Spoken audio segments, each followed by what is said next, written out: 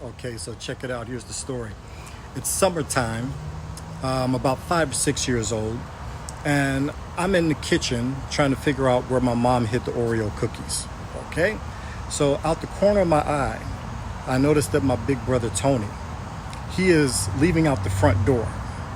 Now, ordinarily, nobody would care, but I'm 5 years old, and he's leaving without me, so I care.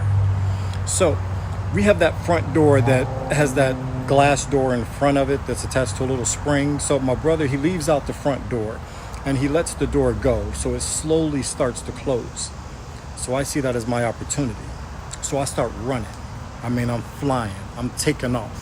I'm low running. You ever see that little kid Dash from The Incredibles? The little kid, that was me. So I'm running from the kitchen to the dining room to the living room, and I got my hand out and I'm trying to catch that front door before it closed. But right before I get there, click, it locks. And I'm going too fast to stop. And you guessed it, smash right through the glass door. Now, I didn't go all the way through. I'm only halfway through, and that's uncomfortable. So I pulled myself back in. Just enough so the jagged edges of the glass that cut my face on the way out could rip into my shoulder as I pulled myself back in. So it was painful, it was ugly, it was bloody, just nasty, just uncomfortable. And it took about 100 stitches and some plastic surgery to get the keloid scars from my face and my arm to go down. Now, as a little boy, how many of you know that growing up with a big ugly scar on your face was difficult? How many of you also know that kids can be cruel? So yeah, I heard it all. I had Scarface, Scar Baby, G.I. Joe. I heard it all. So needless to say, I grew up shy. I mean real shy. I was a ghost. And I stayed that way basically until, my brother Tony moved out the house and I had to go to public school for the first time in my life. So my first day of high school, I noticed in the cafeteria some little kid getting his money jacked from him by an older kid. So I'm sitting there like, oh my goodness. I was petrified. I'm like, how am I ever going to survive this? But I did. And the one thing that got me through, the one thing that changed my life at that time and still affects my life so much to this very day, it's the martial arts. Now, I've been involved in the martial arts for over 40 years. I have had several instructors and masters. I've competed in tournaments. I've taught in several schools. I've run my own school, and I still teach to this very day. Now, as a chief instructor or a teacher, my main goal is to make sure that the students don't quit. You see, becoming a black belt is hard. It's not supposed to be easy.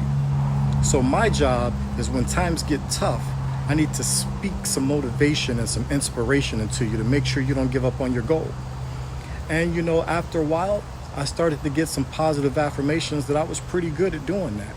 That people kind of liked the way I spoke into, kids and students, adults alike, into their lives and kept them going. And then I started to notice the kids that weren't involved in any sports or martial arts or involved in our school. And I saw some of the negative traps they would fall into and some of the hard things and decisions they would make and fall short on. That's when I basically realized that I wanted to speak to as many kids as possible. That's why I'm here today. So, with that being said, I realized that I stayed in the shadows because I had a big scar on my face. And I thought that made me ugly and different from everybody else. And then one time, I heard somebody say that a scar is nothing more than a reminder that something tried to kill you and it failed.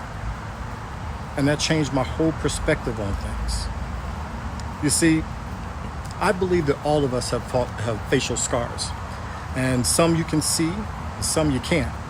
And it's the ones that you can't see that's even harder to deal with. So I'm asking you today, what's your scar? What is it that's keeping you from being the best you can be? What is it that's stopping you from stepping out and shining? You see, when I got into karate, I got in so I could defend myself from the big bad bullies of my school. But what I learned Oh man, it was so much more. So much more. See, instead of learning just how to beat people up, what I learned is what I'm about to show you right now. Right now, I got the three things, the three keys to your successful growth. And I'm going to share them. Are you ready? Let's go. Let's do this. Okay. So, number one, first things first, you have to have a strong foundation. And what I mean by that is that you don't want to build a house. If you had to build a house, you're not going to build it on sand or in mud or anything like that. You want something solid, something impenetrable, something like concrete. Okay? So, our first thing is going to be, well, let me put it to you this way.